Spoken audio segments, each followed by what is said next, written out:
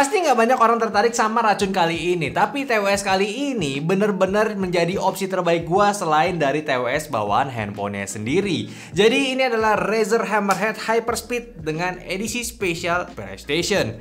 Gua udah pakai 2 mingguan lebih dan feelsnya itu great banget, nggak ada masalah sama sekali dan nyaman pula. Yang gue suka di sini yaitu di bagian usability-nya itu yang simple banget, gampang connect ke antar device dan gampang pindah pula antar device ya. Yang mana ini big deal banget, bukan deal breaker, bukan kayak kekurangannya.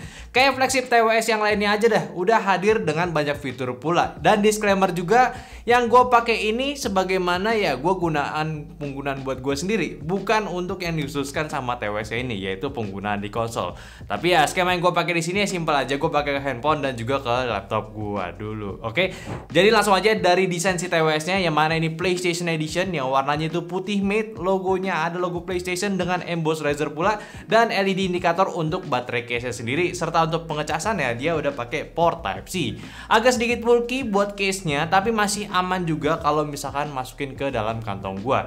Paling minusnya cuma satu aja, nggak ada buat hook tali kayak AirPods Pro yang baru. Itu lumayan penting sih menurut gua ya. Dan gak banyak fungsi di case-nya karena semuanya itu penggunaannya, fitur-fiturnya itu langsung dari TWS-nya. Kalau dari TWS-nya juga bentuk TWS yang ala-ala AirPods gitu ya, tapi ini stylenya Razer punya, ada logo Razer yang punya RGB chroma, yang mana ini bisa diatur warnanya sesuka hati kalian ya, bebas banget, atau dimatiin aja buat irit baterai si TWS-nya. Dan tipe tipsnya ini pakai rubber tips yang punya ukuran lainnya yang tersedia di dalam paketannya, dan fitting di telinga gue itu aman banget, nyaman banget, nggak gampang jatuh juga. Kalau dari ukuran TWS sendiri memang lebih gede dibanding ukuran AirPods ya. Jadi kelihatannya tuh kalau pas ngaca tuh kayak gede banget nih TWS gitu. Agak kurang suka sih sebenarnya gue sama ukuran si TWS-nya. Dan untuk pengaturannya itu tinggal tap bagian logo aja dengan kombinasi tap-tapnya yang disediakannya. Kalau buat penggunaan mostly gue nggak ada masalah, dan gue pun kan sebenarnya orang yang nggak suka sama TWS yang sistemnya touch gitu. Tapi somehow ini punya preventive touch accident-nya yang menarik banget. Jadi kalau lo mau tap ataupun tapnya nggak sengaja, itu pertama tuh harus di hold dulu gitu, baru ini ke pencet gitu. Jadi ini smart banget untuk tap-tapnya. Dan dipakai lama pun si TWS-nya ini nggak ngeberatin telinga gua, dan gua pun nggak ngerasa terganggu saat pemakaiannya. Kalau buat fitur ini banyak banget. Pertama dari fitur wajib TWS mahal yaitu Active Noise Cancelling sama Ambient Noise Cancelling, yaitu terima suara ambient kayak environment mode tapi tetap ngasih cancel noise-nya juga untuk sekitarnya. Dan kualitasnya bekerja dengan sangat baik, nyaman banget walaupun nggak sekelas AirPods untuk noise cancellingnya, tapi ini masih enak. Bahkan preventif suara pickingnya ini ketika ada suara yang kenceng banget kayak misalnya lagi di jalan ada motor knalpot yang alay gitu, ini masih aman, nggak kacau, nggak kayak ANC TWS lainnya. Dan kita pun juga bisa pakai satu TWS doang, yang mana ini TWS-nya udah independen ya, nggak manja yang harus pakai dua dulu baru aktif nih TWS-nya. Jadi satu pun bisa kayak AirPods.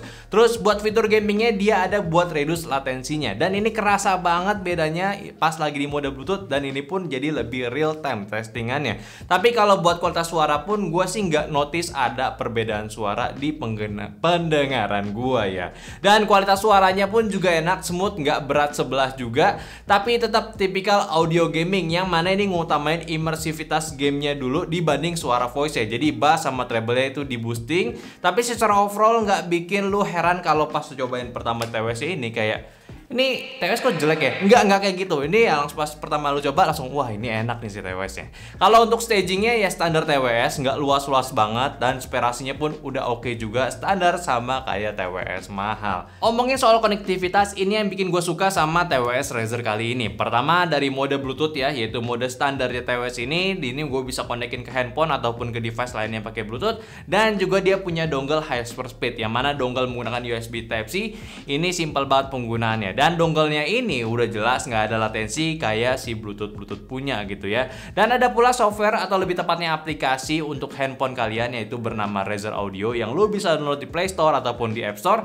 Dan lu pun bisa setting sesuai preferensi lu bisa setting apapun. Dan skema penggunaan gua dengan TWS ini pun juga simpel ya, kayak semi dual mode gitu. Dongle-nya itu gua colok ke PC gua, dan Bluetooth-nya itu gua colok buat ke handphone gua. Jadi simple, tinggal tap 3 kali buat ganti device dan itu simple mulu gue ngomong ya, intinya cepet banget buat pindah ke antar device-nya. Dan ini sebenarnya gue suka ya dual mode konektivitas ya. Ya sebenarnya yang gue suka kalau itu misalkan suaranya itu lagi muter bareng-barengan. Maksudnya kayak misalkan gue muter lagu di PC dan gue muter lagu di handphone itu nyala dengeran itu ya, nyala berbarengan, itu gue nggak suka. Jadi ya gue sering setel satu aja gitu. Terus di aplikasinya pun juga ada equalizer.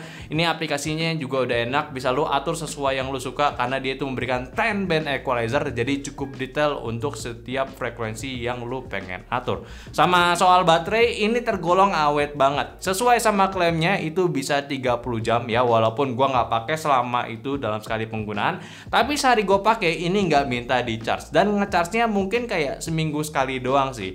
Ya intinya sih kalau buat TWS kali ini, TWS ya Razer si Hammerhead Hyperspeed punya, ini super menarik. Kayak gue mau gunain dua device itu enak banget, suaranya nggak bikin gue pusing, pengalaman main game pun juga enak, ya puas banget lah sama si TWS ini. Dan memang sayangnya buat harganya itu nggak bikin lu nyengir ya, malah bikin lu bandingin sama kelasan di harganya.